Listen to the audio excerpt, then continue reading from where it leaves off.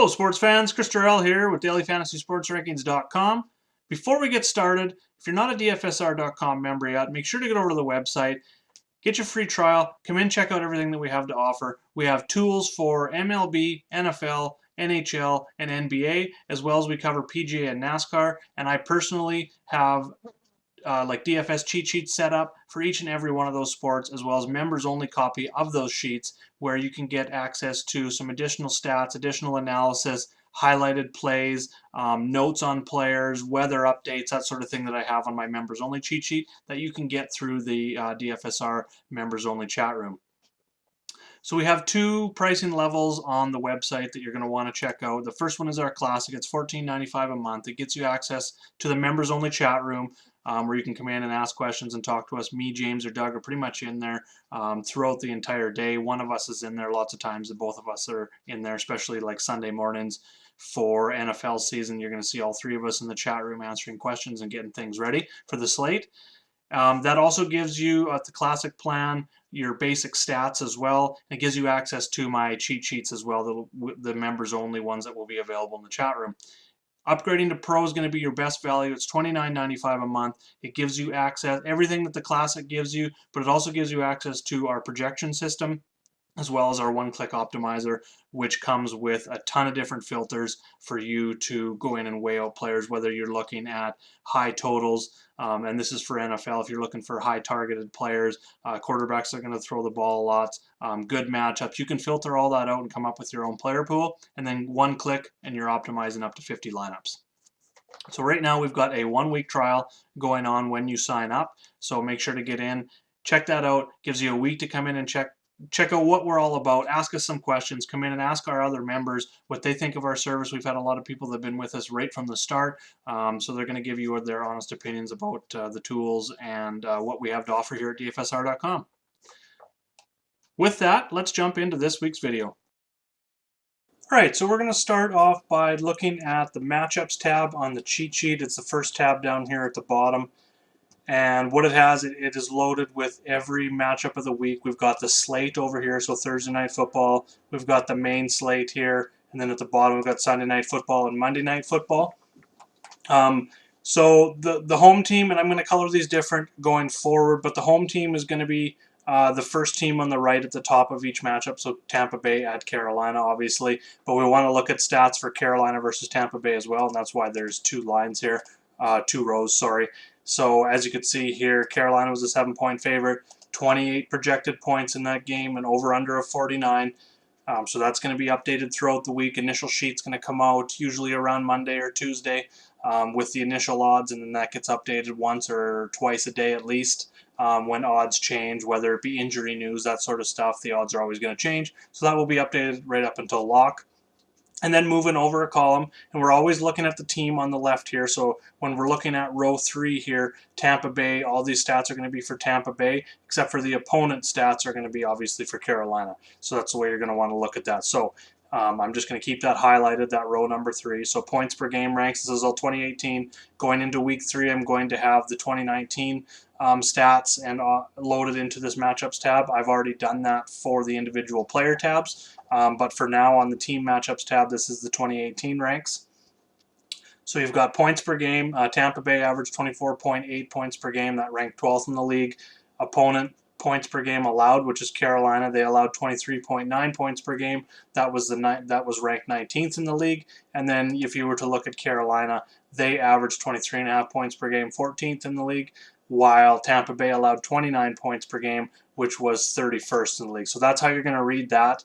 And then just moving over to the next, we're looking at passing statistics from 2018. So that's Tampa Bay's passing yards per game along with the rank.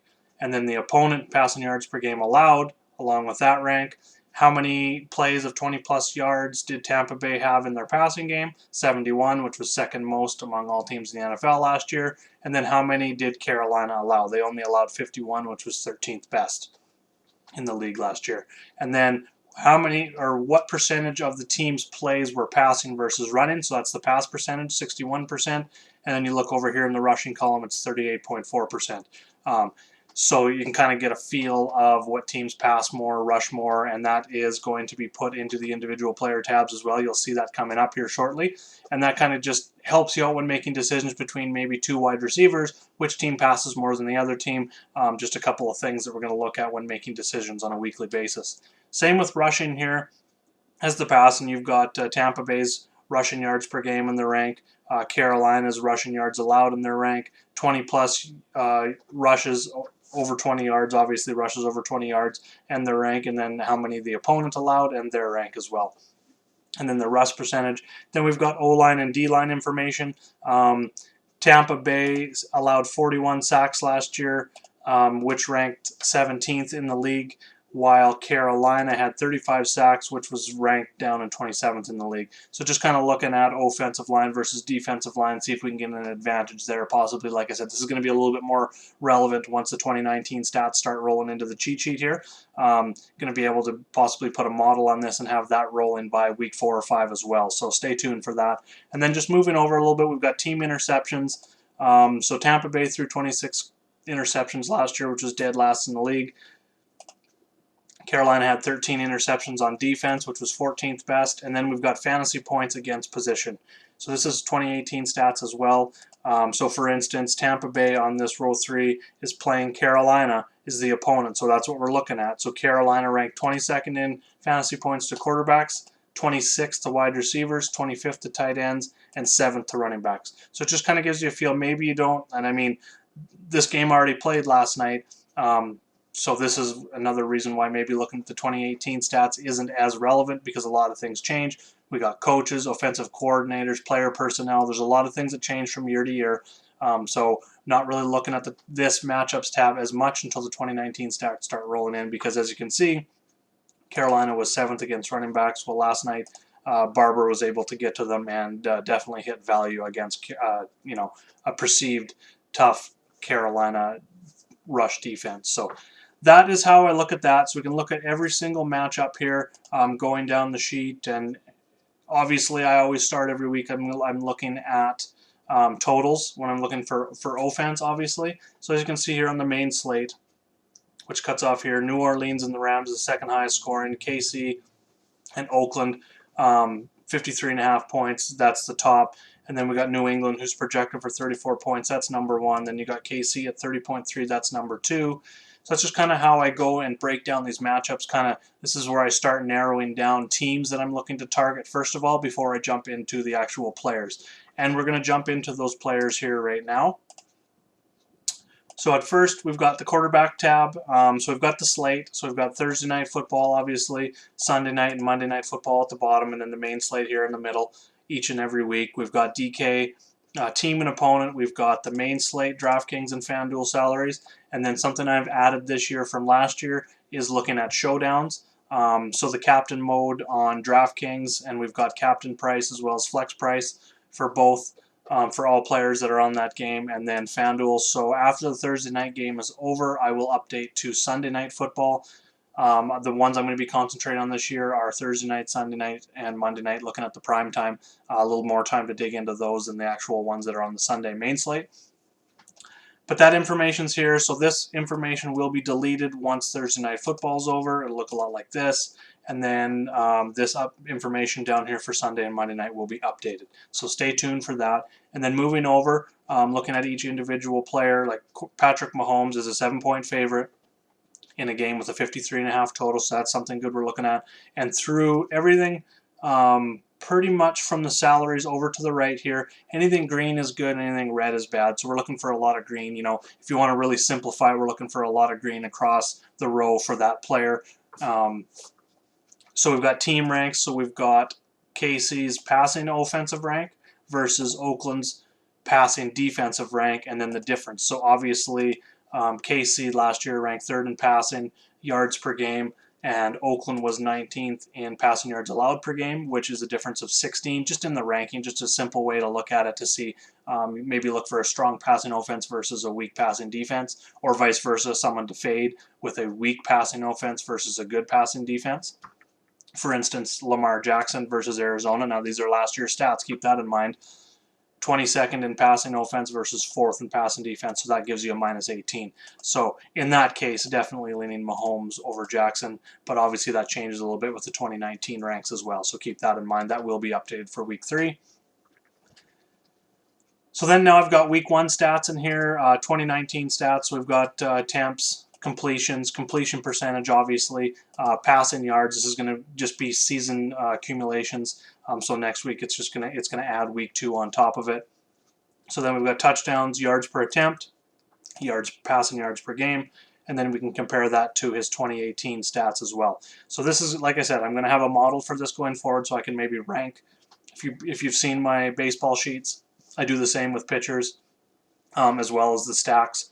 Is I will rank them just according to a model of things that I'm looking at. So I might be looking at passing offense versus defense versus this differential rank. I'm going to have that in, like I said, once I get 2019 stats rolled in, there's going to be a model attached to this page as well. So obviously what I'm looking for is a quarterback that's going to have a good matchup, obviously, looking at this differential. Opponent versus fantasy points. I want the other team, obviously, to give up a lot of fantasy points to that position. I want a team that's pass heavy, obviously. So that's something I'm looking at. I'm looking for a quarterback in cash games who has a high completion percentage, throws a lot, so has a lot of attempts. And then upside, I'm kind of looking, maybe more contrarian a bit. Maybe the game's a little bit lower total. Like one I'm looking at this week is Josh Allen. And more stats I will be adding in here is those big plays. For instance, he threw 4 passes of 20-plus yards last week. 2 of them went to John Brown. He actually had 4 targets over 20-plus yards. The Giants give up the most. I think it was 7 passing plays over 20 yards to Dallas last week. So you got a big play offense, a big play quarterback with a big arm, John Brown who can stretch the field, versus a defense that is allowing a lot of big plays. He's not consistent quarterback, but that fits my GPP mold, and that's something that I'm going to have into my models moving on.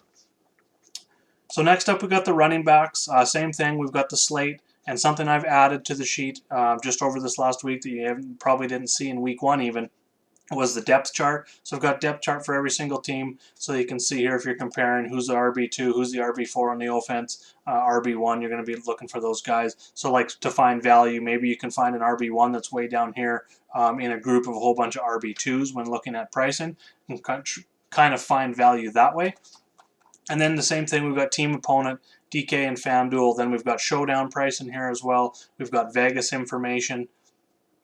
Team ranks here as well. So you got the team rushing rank versus the opponent's rushing defense, the difference. And then you've got opponent fantasy points versus position. So obviously you want that high. Tampa Bay allowed to rank 28th in fantasy points versus running backs in 2018 is how you're going to read that.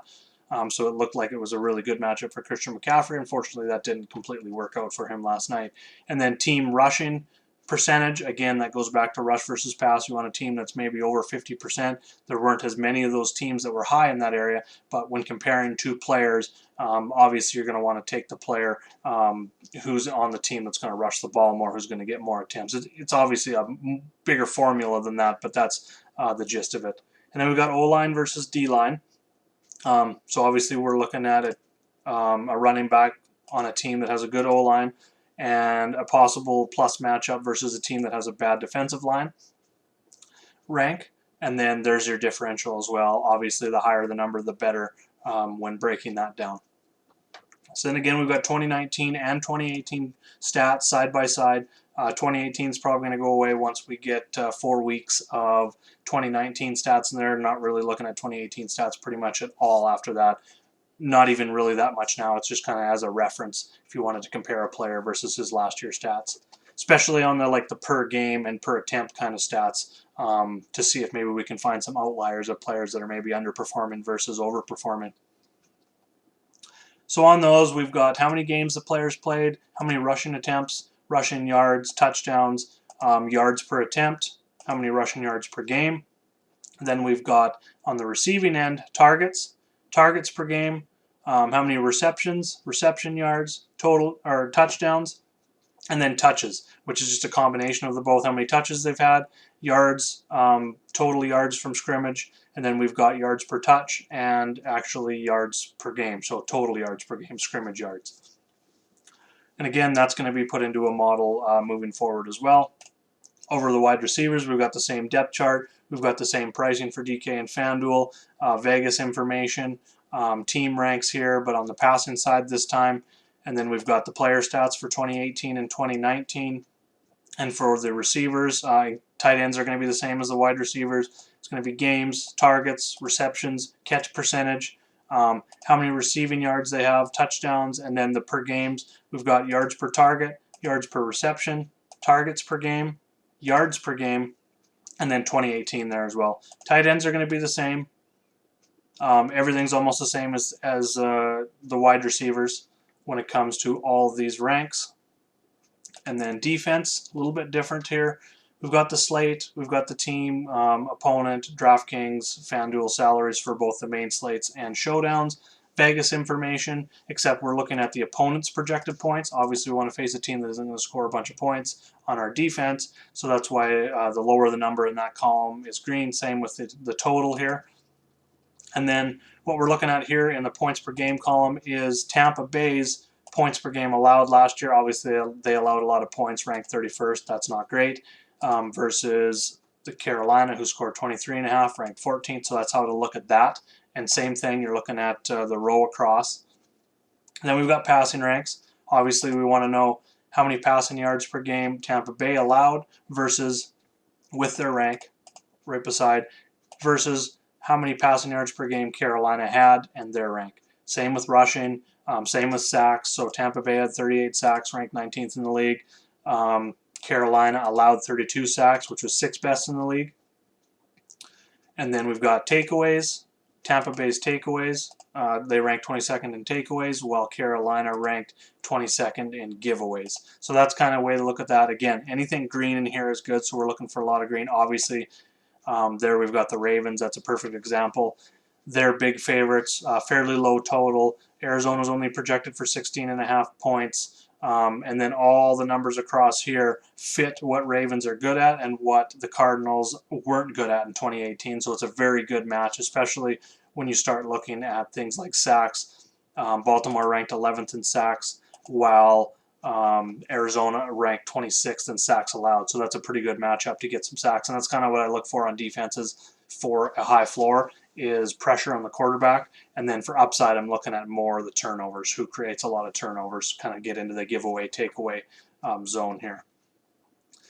So those are the individual player tabs. That is the team matchups tab I went over first. And then, so once I start with my matchups, I'll find the teams that I want to target. And then I'll start going through the individual player tabs and highlighting on the members only sheet for DFSR and RotoPros. I will go and I will highlight my top plays for each of those teams. Green is core, blue is GPP, yellow is a value play, and red is injured or out. And that's, I kind of been tracking, and something I will have in the cheat fairly soon. I don't really have a timetable on it yet, but it's going to be like injury status. So as I track injuries throughout the week, it's going to update. Like for instance, on the running back tab, I'll have an injury tab maybe over to the right or here. So if it's questionable, if the guy's questionable, I'll have a Q, or out with an O and he'll be highlighted red, that sort of thing. Just so that we can track it, especially going to come Sunday morning for players that are questionable, some last minute decisions that we're going to have to make, whether it be DFS or season long. This sheet, I definitely use this for my season long waiver wire pickups, as well as my start sit decisions come Sunday morning as well. So keep that in mind. You can use it for that too. So up next, this is for members only. So if you are a member of rotopros.com or dfsr.com, I've also got the write-ups tab, which is my main slate top targets. So I'll usually highlight about 40 players total, somewhere in there, somewhere in that range, 5 or 6 quarterbacks, and then like up to 15 running backs, up to 20 wide receivers, 5 tight ends, defenses, my top stacks, and then I will have write-ups here for them as well, why I like them, why I'm targeting them. I do track these every week. So if you ever want to see it, just definitely go back to the sheet. I'm going to have DraftKings scoring kind of associated with it as well. And then something that's new, just starting recently, is I've added a showdown tab here as well, so I can do write-ups for all the different showdowns. It is a little bit different. I've actually changed it. This is an old sheet copy here, but pretty much how I'm going to be looking at the showdowns is my top captain picks, usually 2 or 3 of those for each showdown. With my secondary plays that I'm looking at and why, and then I usually have a couple punts that I'm looking at, because especially on DraftKings, they've got those $200 and $400 players. You know, the ones that are $2,500 and less. There's a few punts that sometimes show up every week that could be good plays, and then defense is obviously at the bottom as well. So I've got there as well. That pretty much covers the sheet. Pretty much how I start out my week, my process of going through, finding the teams that I want to target, and then finding the individual players that I want to target on those teams. There's a lot more that goes into it. We cover that in some later maybe strategy videos, stuff like that. So stay tuned for that. Make sure to like and subscribe. With that, let's head into week 2. Let's see some green screens, everyone. Good luck.